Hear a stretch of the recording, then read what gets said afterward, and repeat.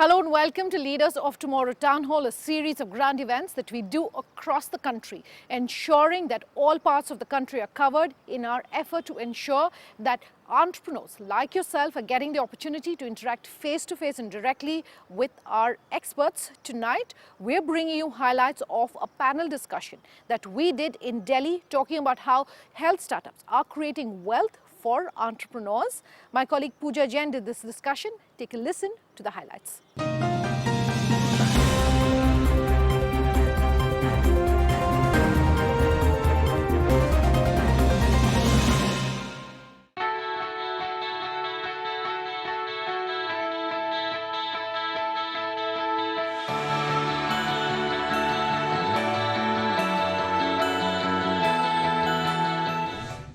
The pandemic has truly put the spotlight on so many of the deep-rooted vulnerabilities in our healthcare ecosystem, some of which seem to include affordability, accessibility, the ability to diagnose early, and perhaps also the sophistication of our screening processes. So for players that are eyeing this space, where do the most promising opportunities lie in your view?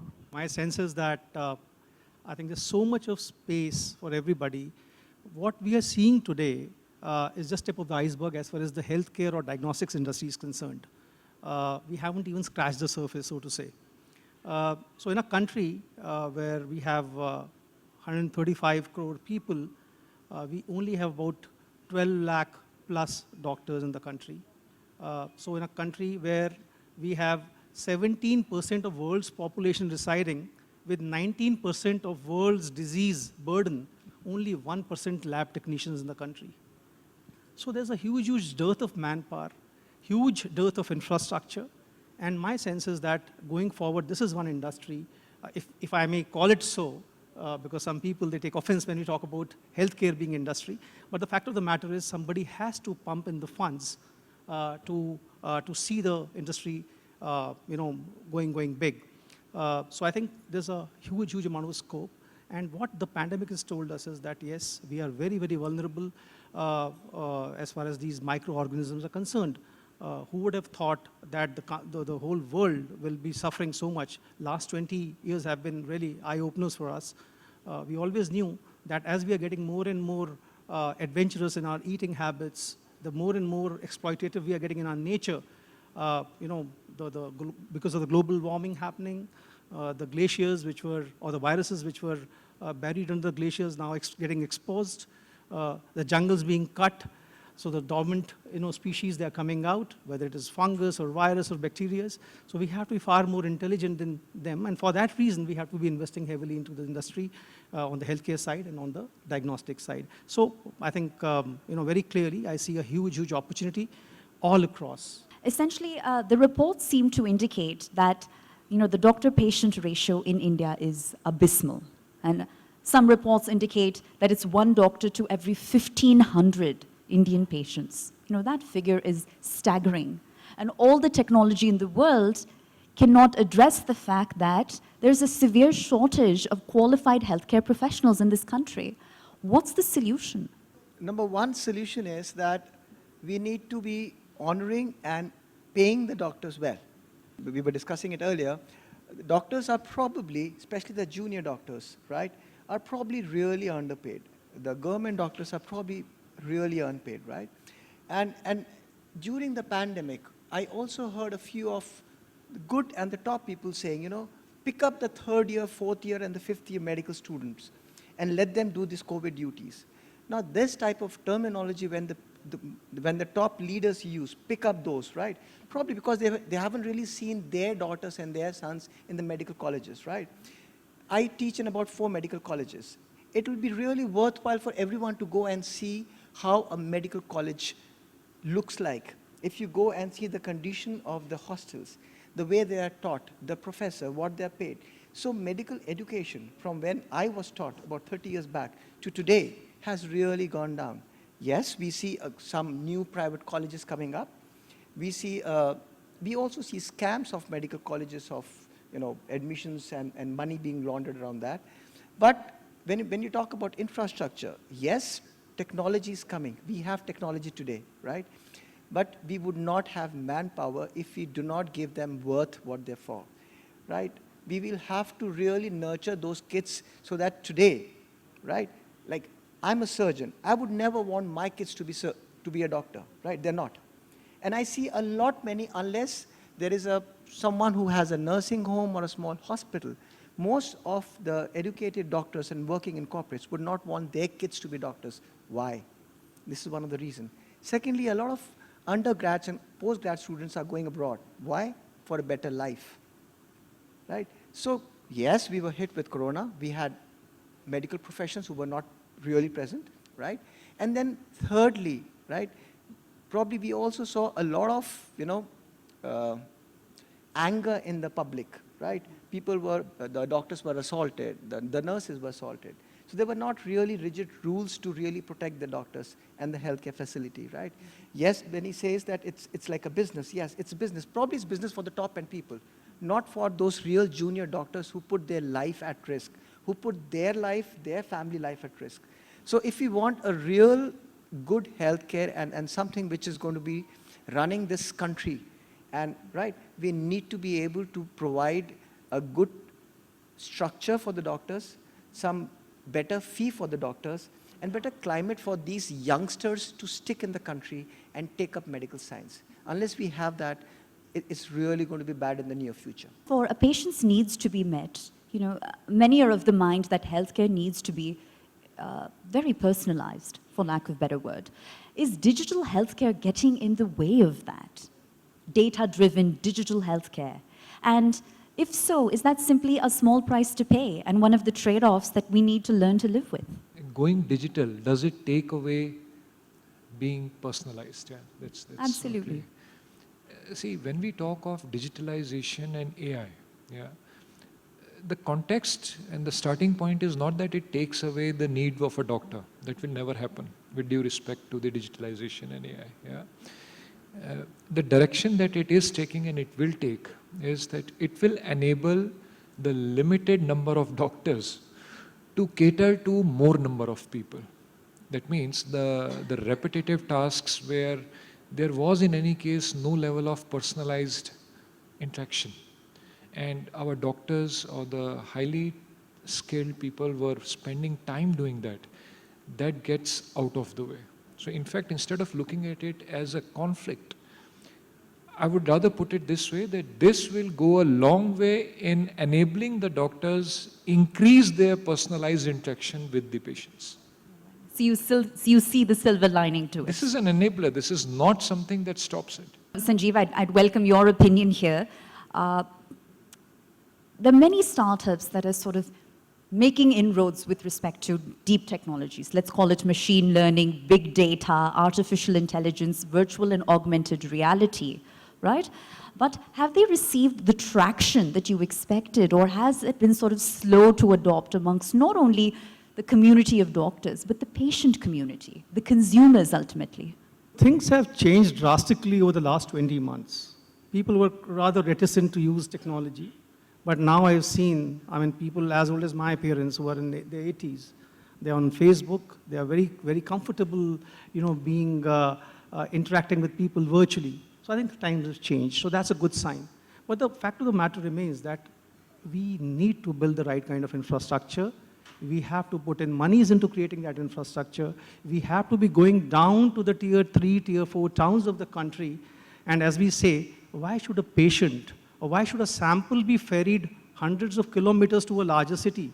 I think the time has now come. The hospitals and the diagnostic centers have to go to the areas where the samples are. And for that reason, if I talk about myself, we started PathKind about 4 years back. And we are very proud to say that in just this minuscule period, we have been able to create a very, very credible network across 20 states. And with the labs which are in tier 3, tier 4 towns as back of the beyond, like Mirzapur or Lakhimpur or all those places. And each and every lab is manned by a qualified MD pathologist. So one is that you have to create the infrastructure and then link it up using the technology, whether it's through AI or IoT. Logistics, for instance, it plays a very, very important role. Now, if we have to ferry a sample, let's say from Tiruchirappalli to a large, diagnostic center, let's say, or lab in, say, Mumbai or Delhi, I think it's very important that the integrity of the sample should not be lost. So what can we really do on the technology side?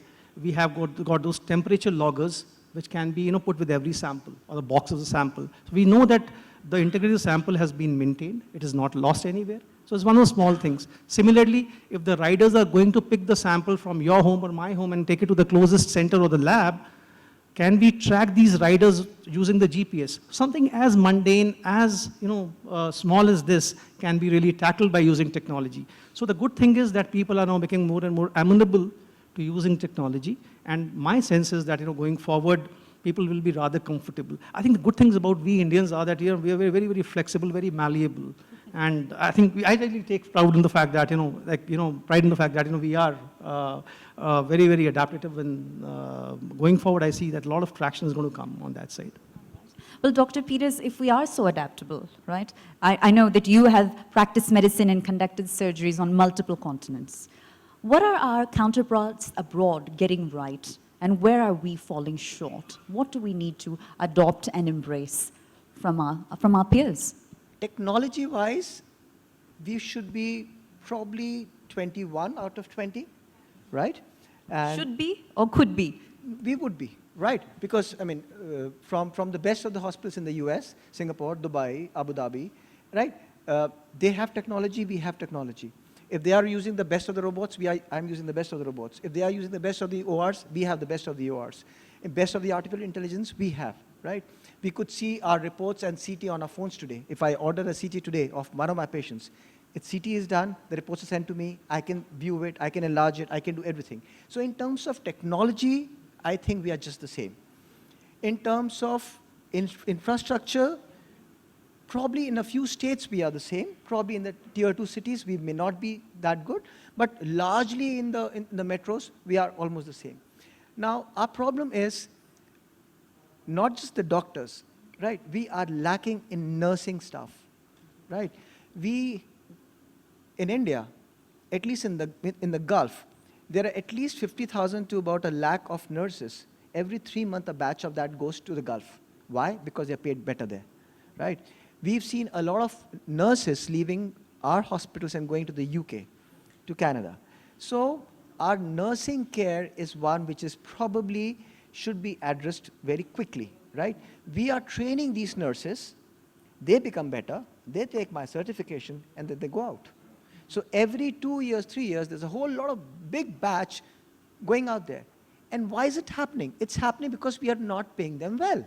So if we want, in healthcare especially, artificial intelligence, brilliant, technology, brilliant, top manpower, brilliant, but the bottom manpower and the nursing care has to improve significantly to be able to give that real quality care that we see abroad. I'm going to slip in a short commercial break on that note. We are back with the Leaders of Tomorrow Town Hall in just a moment. Do stay tuned.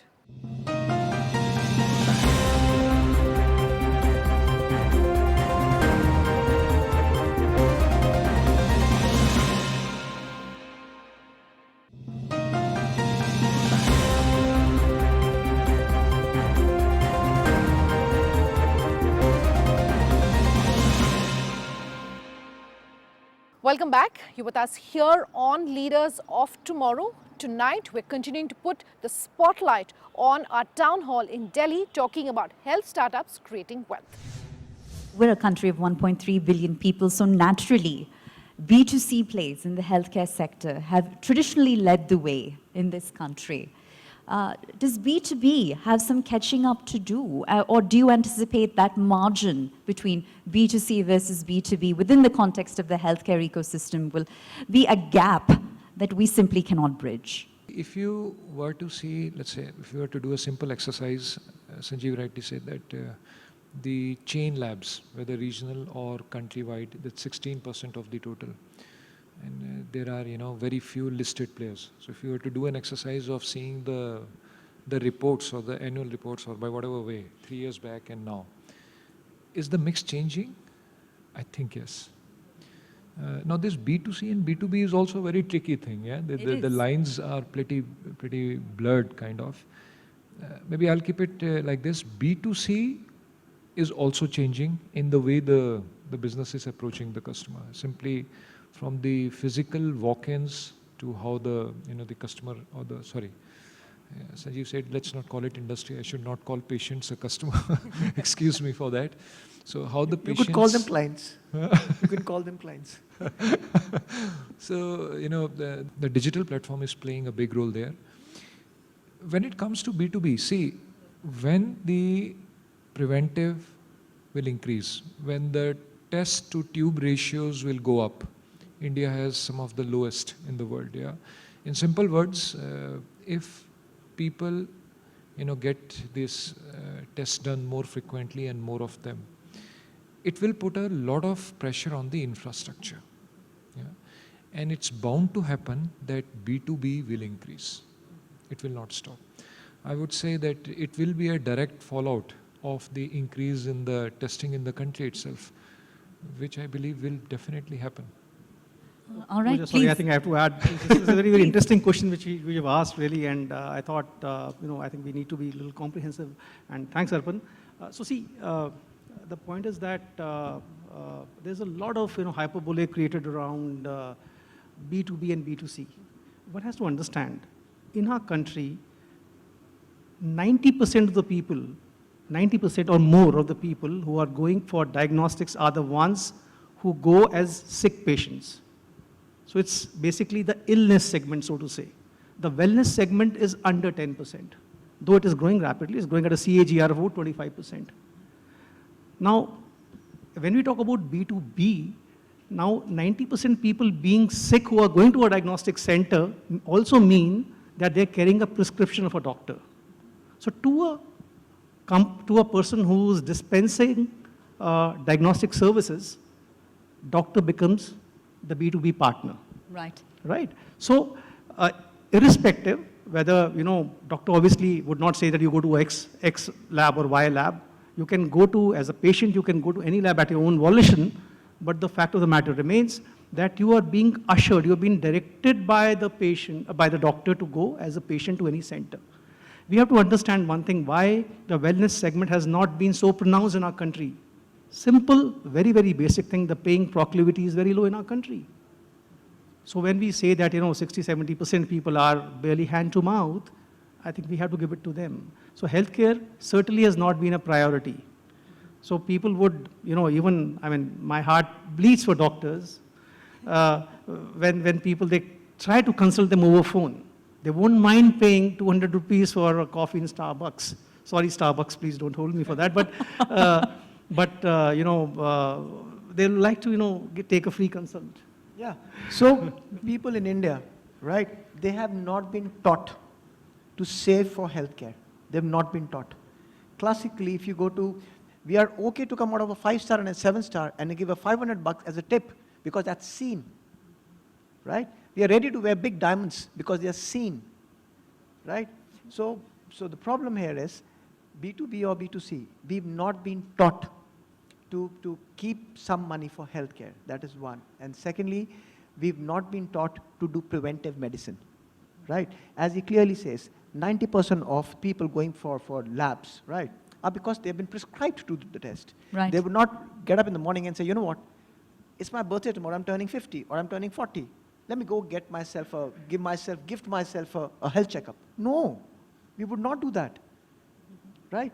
So that is the thing that we need to be teaching ourselves, our next generation, and the generations to come, that preventive medicine will save a lot of money, save a lot of life, and that's the way forward. See, also, you see, sorry, Pooja. See, the point Absolutely. is that, cost of diagnosis is only a cost of it's only a fraction of the cost of treatment, right? A stitch in time saves 9, so, age-old adage. The whole point is that if you are, investing monies into wellness, then you're saving huge amounts to yourself as an individual, huge amounts to the exchequer, because after all, even if the, healthcare is being dispensed free of charge, though in our country 80% of the healthcare is provided by the private sector, even if it is being given by the government, I think it's taxpayers' money which is getting into, the healthcare. So a lot of money could be saved to the exchequer, And certainly, I think, the loss of productivity which happens if a person falls sick, then the person is not able to contribute to the GDP of the country. So that amount is also saved. There's no loss of productivity. If you are well, you can work as usual. Do you believe that, for example, teleconsultations or the presence of online pharmacies, or electronic medical record accessibility, do you believe all of that is sort of a knee-jerk reaction to the pandemic? Or do you believe that digital healthcare is here to stay? If you talk about my specialty, I think telemedicine would not take the front seat, because being a surgeon, you need to touch the patient. You need to really examine Absolutely. the patient, right? However, said that, a few specialties like probably physician, chest medicine, some part cardiology, very limited, right? Wherein telemedicine will play a lot of role, right? Now, a cardiologist can actually sit in his chamber, right? Where a patient can put, there are sensors now available which will give you the SpO2 and the cardiac monitoring. So he could probably be able to see more patient, right? And give that quality time to each patient. So telemedicine is here to stay. Secondly, patients are for medical tourism. Like all those patients who come for surgery to me, they can't just walk in and then I plan the surgery, right? So I also do teleconsults for all those patients, especially for bariatric patients, for metabolic patients, where I don't really have to see them. I need to just see their probably endoscopy report, their ultrasound, probably the CTs and everything. So telemedicine is here to stay. And it has surely given a boon to some amount of medical tourism. It has also given time off to a few top people, in the sense that they have more time for themselves, right? They don't really have to travel on the roads. A surgeon or for a doctor who practices in 3 or 4 locations really doesn't have to go to 4 locations. He saves that time traveling. So it has really helped.